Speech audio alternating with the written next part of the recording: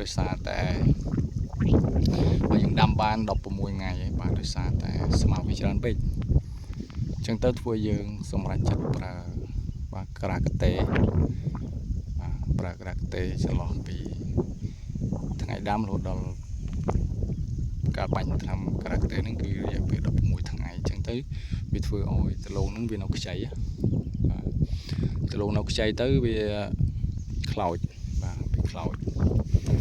មិនជាបញ្ហាទេបាទវាខ្លោចក៏ប៉ុន្តែបើយើងចាំមើលថាគ្រាន់តែថាវាប្រឹងលះដោយសារវាខ្លោចអញ្ចឹងទៅយើងចាំមើលរយៈពេល1ខែឬក៏1ខែជាងអញ្ចឹងយើងតាមដានម្ដងទៀតបាទដោយសារតែយើងចង់ឲ្យស្មៅហ្នឹងវារៀបបាទតែមានរៀបស្មៅបាទរៀបទាំងដលងផងដែរបាទអញ្ចឹងទៅយើងចាំមើលបាទបន្តទៀតបាទ